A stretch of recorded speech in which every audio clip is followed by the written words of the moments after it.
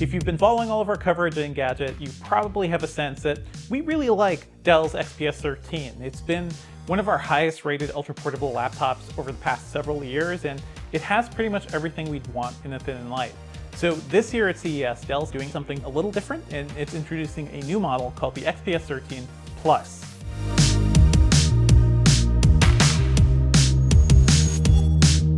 So what's so plus about it? And I think if you take one look at this thing, you'll see that this is not your usual ultra portable. It honestly looks like Dell took the idea of the XPS 13 and filtered it through almost like a science fiction design angle, which is something they've been doing with the Alienware computers for a while.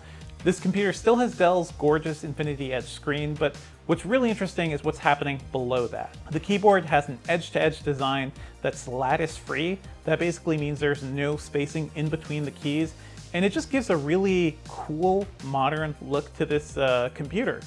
It's a little unusual for PC design. I think maybe HP, some of their computers have almost gotten here. But what I really like about it is that it just looks very clean. This keyboard still gives you a decent sense of typing. It's 1mm of travel, but Dell managed to increase those keycaps so that they're just much bigger, and when I tried typing on this thing, it just felt really, really good. And if you look below the keyboard, you'll notice something maybe missing. There's no discernible trackpad. It's actually one long, just glass surface. The center of it is a haptic trackpad, and it's just not defined by anything. So you kind of have to fish around your fingers there to get it.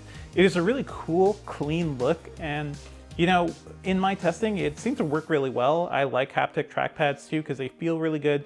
This one felt really responsive. I do think there may be some potential for usability issues here because just in my little time with this computer, I sometimes had trouble figuring out like, oh, am I right clicking here? Am I left clicking? And finding that edge of the actual trackpad is kind of annoying. So it looks cool, and I think the overall design of this computer looks very neat and minimalist, but sometimes you gotta add a little more in there so people can actually use these computers. I've talked to people who still have trouble finding their trackpads on their MacBooks sometimes, so we'll see where all this goes. What's also really interesting is that the Plus is going to be much faster than any XPS 13 we've seen before. Under the hood, it's going to be running Intel's new 12th generation processors up to 28-watt versions, which is much faster than the 15-watt versions we've seen in previous XPS 13s. So those newer chips really bring this machine almost close to like a productivity workstation. There aren't dedicated graphics, but Intel's integrated graphics are also getting better and better. It'll be really interesting to see how much performance Dell can really eke out of this new CPU and, still having it in a really light and thin form factor. Now, because it's the XPS 13 Plus, you'll probably figure it's a little bit bigger than the standard XPS 13. This one weighs 2.7 pounds. The standard one right now weighs around 2.5. So you've got a little more heft there. It still feels really light. It still feels really thin as I hold it. It's not going to be a computer you'll have trouble, lugging around all day. One downside you'll probably notice as you take a closer look at the XPS 13 Plus is that, Dell has really stripped away all the ports at this point. So there are two ports, there are two USB-C ports. There's no more mini SD card slot, so that's a shame. And notably, there is no headphone jack. And that honestly took me aback a little when I first heard that news, because this is supposed to be the most powerful XPS 13 we've seen yet. It's supposed to be the thing, the computer of our dreams. When I imagine XPS 13 of the future, it kind of looks like this. But it also would be something I want to plug in my normal headphones into. Dell told us that, mobile devices are kind of moving away from headphone jacks, and to get this thing so thin, they kind of had to take it away.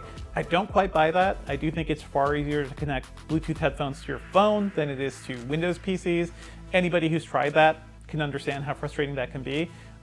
You'll be able to use USB-C to headphone jack converters, of course, but that's not as convenient, and I think for a machine that's supposed to be like the ultimate XPS 13, losing the headphone jack just doesn't make much sense. So Dell, what are you doing? But if you don't care too much about the headphone jack, this still looks like a really great computer overall. It's still going to have 1080p and 4K options. There's going to be OLED in there as well. This is also the first XPS 13 with 4 speakers. 2 are up firing from the keyboard and 2 are hitting down below.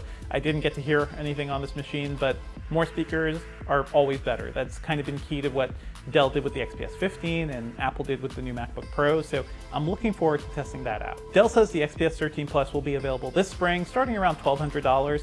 I'd be really interested to see what the price difference looks like compared to maybe similarly spec'd XPS 13s. The Plus is always going to have that faster 28-watt CPU, but I don't know, is this going to drive down the price of the XPS 13? We don't know. From a design perspective, the XPS 13 Plus looks like a pretty good aesthetic win for Dell, but we really have to get our hands on it to see how that new trackpad works out, what it's going to be like to live with a computer that's this powerful without a headphone jack. Stay tuned to our full review in the coming months. Stay tuned to our YouTube channel for more CES 2022 coverage, and if you dug this video, please be sure to like and subscribe.